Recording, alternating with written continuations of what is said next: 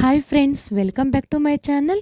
ಇವತ್ತಿನ ವಿಡಿಯೋದಲ್ಲಿ ಬಂದು ಸಿ ಸೆಕ್ಷನ್ ಆಗಿರೋ ಅಂತಹ ಲೇಡೀಸು ಏನೆಲ್ಲ ತಿಂದರೆ ಬೇಗ ನಿಮಗೆ ಸಿ ಸೆಕ್ಷನ್ ಆಗಿರೋ ಅಂತಹ ಗಾಯ ಹೇಗೆ ವಾಸಿಯಾಗುತ್ತೆ, ಬೇಗ ಏನೆಲ್ಲ ತಿಂದರೆ ನಿಮಗೆ ಸಿ ಸೆಕ್ಷನ್ ಆಗಿರೋ ಗಾಯ ವಾಸಿಯಾಗುತ್ತೆ ಅಂತ ನೋಡೋಣ ಬನ್ನಿ. ಇದಕ್ಕಿಂತ ಮುಂಚೆ ಯಾರೆಲ್ಲ ನನ್ನ ಚಾನಲ್ನ ಸಬ್ಸ್ಕ್ರೈಬ್ ಮಾಡ್ಕೊಂಡಿಲ್ಲ ಅಂದರೆ ಪ್ಲೀಸ್ ಹಂಗೆ ಸಬ್ಸ್ಕ್ರೈಬ್ ಮಾಡ್ಕೊಳ್ಳಿ, ಹಂಗೆ ಲೈಕ್ ಮಾಡಿ. ಬಾಡಿನ ಫುಲ್ ಹೀಟಲ್ಲಿರಬೇಕು, ಬಾಡಿನ ಇಟ್ಕೋಬೇಕು. ಕೋಲ್ಡ್ ಐಟಮ್ಸ್ ಎಲ್ಲ ಬೇಡ, ಐಸ್ ಕ್ರೀಮ್ ಬೇಡ, ಎಳ್ನೀರು ಬೇಡ, ಮಜ್ಜಿಗೆ ಈ ಥರ ಎಲ್ಲ ಐಟಮ್ಸ್ ಬೇಡ, ಓಕೆನಾ. ಜ್ಯೂಸ್ ಬೇಡ, ಜ್ಯೂಸ್ಗಿಂತ ನೀವು ಹಣ್ಗಳನ್ನು ತಿನ್ನೋದು ಬೆಟರ್ ಆಯಿತಾ. ಆಮೇಲೆ ನೀವೇನಾದರೂ ನಾನ್ ವೆಜಿಟೇರಿಯನ್ ಆದರೆ ಚಿಕನ್ ತಿನ್ನಿ ಜಾಸ್ತಿ, ಆಗ ಬಾಡಿ ಫುಲ್ ಹೀಟಲ್ಲಿರುತ್ತೆ. ಮತ್ತು ಚಿಕನ್ ನಿಮಗೆ ಗಾಯ ಒಣಗೋಕ್ಕೆ ಹೆಲ್ಪ್ ಮಾಡುತ್ತೆ, ಓಕೆನಾ.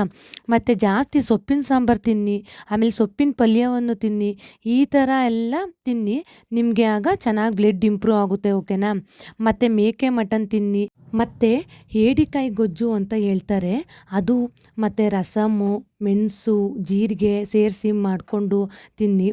ಇದು ಅಷ್ಟೇ ಊಣ್ಣ ಹೀಲ್ ಮಾಡೋಕ್ಕೆ ಹೆಲ್ಪ್ ಮಾಡುತ್ತೆ. ಆಮೇಲೆ ಮೆಣಸಿನ ಪೌಡರು ಅಂದರೆ ಪೆಪ್ಪರ್ ಪೌಡರು ಮತ್ತು ತುಪ್ಪ ಹಾಕ್ಕೊಂಡು ತಿನ್ನಿ, ಆಗ ಬಾಡಿ ಫುಲ್ ಹೀಟಲ್ಲಿರುತ್ತೆ. ಬಾಡಿ ಎಷ್ಟು ಹೀಟಲ್ಲಿರುತ್ತೆ ಆಗ ನಿಮಗೆ ತುಂಬ ಒಳ್ಳೆಯದು, ಓಕೆನಾ. ಗಾಯ ವಾಸಿಯಾಗೋಕ್ಕೆ ಹೆಲ್ಪ್ ಮಾಡುತ್ತೆ. ಮತ್ತು ರೈಸ್ನ ಫುಲ್ ಹಾರ್ಡಾಗಿ ತಿನ್ನಬೇಡಿ, ಯಾಕೆ ಅಂದರೆ ಡೈಜೆಷನ್ ಆಗೋಕ್ಕೆ ಕಷ್ಟ ಆಗುತ್ತೆ. ಸ್ವಲ್ಪ ರೈಸ್ನ ಸಾಫ್ಟಾಗಿ ಮಾಡ್ಕೊಂಡಾದರೂ ಅದ್ರ ಜೊತೆ ಬೆಳ್ಳುಳ್ಳಿ ಖಾರ ಮತ್ತು ತುಪ್ಪ ಆ್ಯಡ್ ಮಾಡ್ಕೊಂಡು ತಿನ್ನಿ. ಮತ್ತು ನೀವೇನಾದರೂ ಸೀಗಡಿ ತಿನ್ನೋದಾದರೆ ಅದನ್ನು ತಿನ್ನಿ, ತುಂಬ ಒಳ್ಳೆಯದು. ಸೀಗಡಿನ ಹುರಿದು ಪೌಡರ್ ಮಾಡಿಕೊಂಡು ಅನ್ನದಲ್ಲಿ ಬೆರೆಸ್ಕೊಂಡು ತಿನ್ಬೋದು.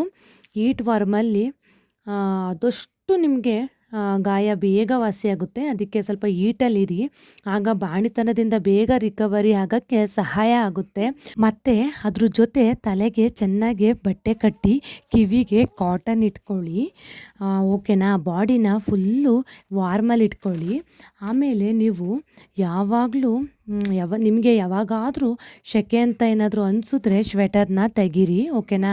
ಮತ್ತು ಎಲ್ಲ ಟೈಮಲ್ಲೂ ವೇರ್ ಮಾಡಿ. ನೆಕ್ಸ್ಟು ಮಲ್ಕೋಬೇಕಾದ್ರೆ ಕೈಗೆ ಕಾಲಿಗೆ ಅಮೃತಾಂಜನ್ ರಬ್ ಮಾಡ್ಕೊಳ್ಳಿ, ಓಕೆನಾ. ಬಾಡಿನ ಹೀಟ್ನಲ್ಲಿ ಇಟ್ಕೊಳ್ಳಿ.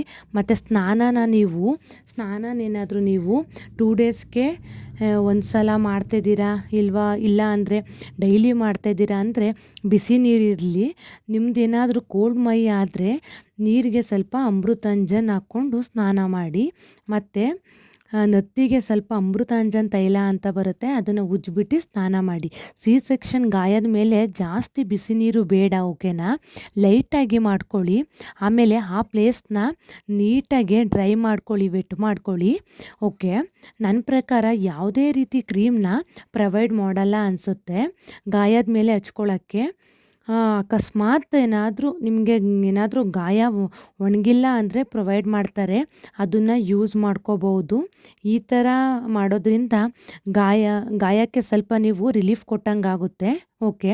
ನೆಕ್ಸ್ಟ್ ಬಂದು ನೀವು ಓನಾಗಿ ಯಾವುದೇ ರೀತಿ ಟ್ಯಾಬ್ಲೆಟ್ಸ್ನೆಲ್ಲ ತಗೋಬಾರ್ದು. ತಲೆನೋವು ಬರ್ತಾಯಿದೆ, ಆಮೇಲೆ ಈ ಥರ ನಿಮಗೆ ಇನ್ಫೆಕ್ಷನ್ ಆಗ್ತಾಯಿದೆ, ಸಿ ಸೆಕ್ಷನ್ ಜಾಗಕ್ಕೆ ಇನ್ಫೆಕ್ಷನ್ ಆಗ್ತಾಯಿದೆ, ಆಮೇಲೆ ಅಂದರೆ ಮತ್ತು ಆಗಾಗ ಫೀವರ್ ಮತ್ತು ಕೋಲ್ಡ್ ಬರ್ತಾಯಿದೆ ಅಂದರೆ, ಸಿ ಸೆಕ್ಷನ್ ಜಾಗದಲ್ಲಿ ಇನ್ಫೆಕ್ಷನ್ ಇದೆ ಅಂದರೆ, ಈ ಥರ ಅಂತ ಆವಾಗ ನೀವು ಹಾಸ್ಪಿಟಲ್ಗೆ ಹೋಗಬೇಕು. ಮನೇಲಿ ಸರಿ ಹೋಗುತ್ತೆ ಅಂತ ನೀವೇ ಓನ್ ಟ್ಯಾಬ್ಲೆಟ್ಸನ್ನು ತಗೋಬಾರ್ದು, ಓಕೆನಾ. ಹಾಸ್ಪಿಟಲ್ಗೆ ಹೋಗಲೇಬೇಕು. ನಿಮಗೆ ಎಲ್ಲಿ ಡೆಲಿವರಿ ಆಗಿರುತ್ತೆ ಅಲ್ಲಿ ತೋರಿಸ್ಕೊಳ್ಳಿ. ಸಿ ಸೆಕ್ಷನ್ ಆಗಿರೋ ಜಾಗನ ಪ್ಲೇಸ್ನ ಚೆಕ್ ಮಾಡಿಬಿಟ್ಟು ಅವ್ರು ನಿಮಗೆ ಬೇಕಾಗಿರೋಂತಹ ಟ್ಯಾಬ್ಲೆಟ್ಸನ್ನು ಕೊಡ್ತಾರೆ, ಅದನ್ನು ತಗೊಳ್ಳಿ. ನಿಮಗೆ ಇಷ್ಟ ಬಂದಂಗೆ ಓನ್ ಟ್ಯಾಬ್ಲೆಟ್ಸ್ನೆಲ್ಲ ತಗೋಬೇಡಿ. ಸಿ ಸೆಕ್ಷನ್ ಆದಮೇಲೆ ತುಂಬಾ ಕೇರ್ನಲ್ಲಿರಬೇಕು. ಊಟ ಕೂಡ ತುಂಬ ಹೆವಿ ತಿನ್ನಂಗಿಲ್ಲ, ಸ್ವಲ್ಪ ಊಟ ಮಾಡಬೇಕು ಅಷ್ಟೇ. ಹೊಟ್ಟೆ ಫಿಲ್ ಆಗೋ ಥರ ಊಟ ಮಾಡಬೇಡಿ, ಅರ್ಧ ಹೊಟ್ಟೆ ಊಟ ಮಾಡಿ. ಮತ್ತು ನೆಕ್ಸ್ಟ್ ಜಾಸ್ತಿ ಕಾಫಿ ಕುಡೀರಿ, ಆಯಿತಾ. ಕಾಫಿನ ನೀವು ಎಷ್ಟು ಕುಡಿತೀರಾ ಅಷ್ಟು ನಿಮಗೆ ಗಾಯ ಬೇಗ ವಾಸಿಯಾಗುತ್ತೆ. ಬಾಡಿ ಫುಲ್ ಹೀಟಲ್ಲಿರುತ್ತೆ, ಅದಕ್ಕೋಸ್ಕರ ಬೇಗ ಗಾಯ ವಾಸಿಯಾಗುತ್ತೆ. ನೀವು ಹೀಟಲ್ಲಿ ಇದ್ದಷ್ಟು ಪಾಪುಗೆ ಕೋಲ್ಡ್ ಎಲ್ಲ ಆಗಲ್ಲ, ಆಯಿತಾ. ಆಮೇಲೆ ಚೆನ್ನಾಗಿ ಹಾಲು ಕುಡೀರಿ, ನಿಮಗೆ ಎನರ್ಜಿ ಮತ್ತು ಪಾಪುಗೆ ಹಾಲು ಚೆನ್ನಾಗಿ ಬರುತ್ತೆ. ಆದಷ್ಟು ನೀವು ಹೀಟಲ್ಲಿ ಈಟ್ ಆಗುವಂತಹ ಪದಾರ್ಥಗಳ್ನೇ ತಿನ್ನಬೇಕು, ಆ ಥರ ಆಹಾರಗಳ್ನೇ ತಗೋಬೇಕು. ಈಟಲ್ಲಿ ಇರಿ ಎಲ್ಲ ಆಹಾರದಲ್ಲೂ ಬೆಳ್ಳುಳ್ಳಿ ಆ್ಯಡ್ ಮಾಡ್ಕೊಳ್ಳಿ ಆಯಿತಾ. ಮತ್ತು ನಾನ್ ವೆಜ್ ಸೂಪನ್ನು ತಗೊಳ್ಬೋದು.